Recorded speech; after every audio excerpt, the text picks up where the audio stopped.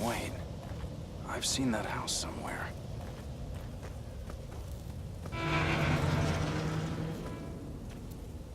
I've never been here before, but...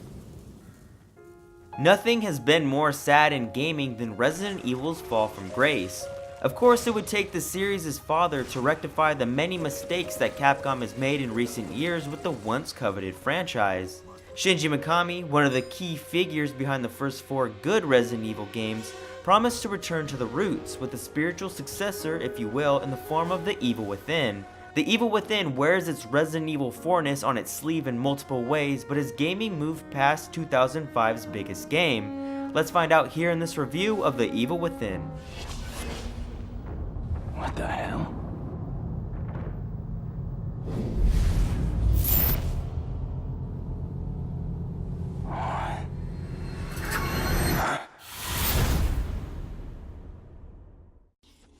If there is one phrase that I'm gonna have to edit out of this review ad nauseum, it's gonna be like Resident Evil 4. The over-the-shoulder third-person shooting against zombie-like creatures, a lot like Resident Evil 4. Boss encounters, still a lot like Resident Evil 4. The overall design, almost ripped straight from the book, nay, Bible, of Resident Evil 4. And that's completely fine since Resident Evil 4's golden formula holds up well, especially with the Evil Within's improvements. Carefully picking shots while a horde of haunted, not zombies, shamble towards you is a tense experience that is always rewarding.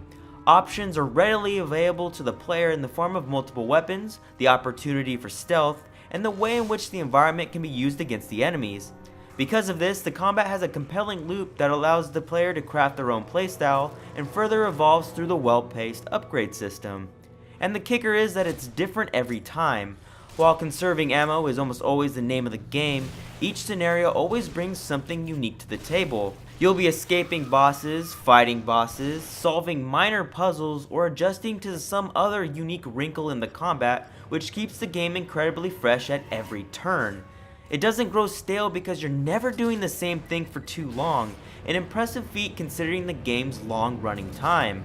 New enemies get paced out well and demand different skill sets, and when the game starts mixing these types of enemies up, it also begins putting them in different scenarios. It doesn't always work in the game's favor, such as rooms or enemies that specialize in one-hit kills, but it hits enough times and hard enough on those times to maintain a phenomenal sense of pacing. But those one-hit kills can usually lead to a bit of frustration. The Evil Within is more difficult than the average game, and that helps with the overall tension, but the difficulty can sometimes get a little bit overzealous.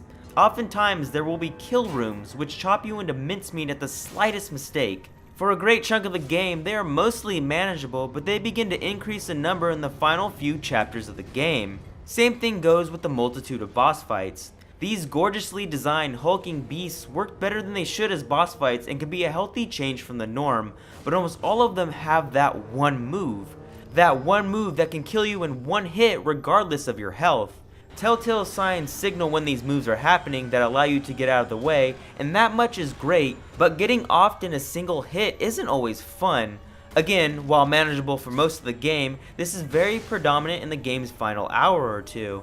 The Evil Within's tension has a similar slight drop-off within the last chapter, but that doesn't negate its consistent effectiveness for the first 15 hours. Horror games usually pick one motif and stick with it, such as specializing in survival horror, action horror, or psychological horror. The Evil Within blends all three in a way that comes together beautifully. Ammo is always scarce and the twisted enemies are deadly, which lets it become more like a survival horror game. Out of ammo? Shooting and being strategically offensive is reminiscent of the best action horror games like Dead Space 2 and Resident Evil 4. And finally, the game messes with your head in ways that evoke an extremely uncomfortable mood that would make Silent Hill proud, giving it a good psychological horror angle. Jump scares, getting chased, and unkillable beasts are all remarkably effective, and the way in which all these horror pastiches are delicately glued together makes The Evil Within incredibly exhausting to play. It's unrelenting in the ways that make you want to put down the controller, but amazing enough to force you to keep playing, which is what the best horror games do. Although the story doesn't have all the same successes. Sebastian Castellanos, the slightly gravelly voiced, no-nonsense protagonist, has been sent to investigate a local insane asylum.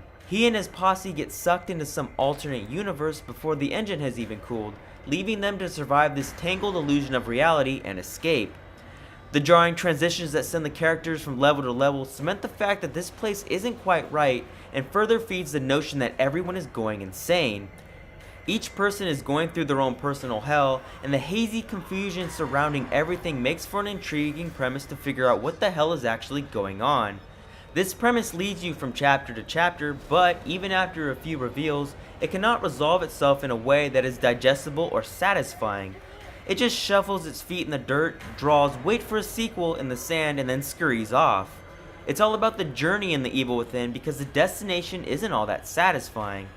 Graphically speaking, The Evil Within checks almost all of the necessary boxes. Moving through claustrophobic caves and navigating a deserted mansion hits all the right notes through great lighting and creepy level layouts. The soundtrack, or lack thereof sometimes, also helps build a mood through its subtle strings or high adrenaline escape music. Everything The Evil Within does visually or aurally is done in service of the mood and atmosphere. The Evil Within is the next step for Resident Evil that we never got thanks to the series' drastic drop off in quality. That's alright because we got something much better. The satisfying combat loop, the uneasy atmosphere, high replayability, and the amount of scares make The Evil Within worthy of carrying the torch for a new generation of horror games. It may be Resident Evil 4 with the mask, but this new and improved update on the classic formula has allowed The Evil Within to become a noteworthy new face in the horror genre. Let's just hope that Shinji Mikami doesn't abandon the franchise this time and let it die. The Evil Within gets a 9 out of 10. Thank you for watching, and I'll see you later. Goodbye. Finally.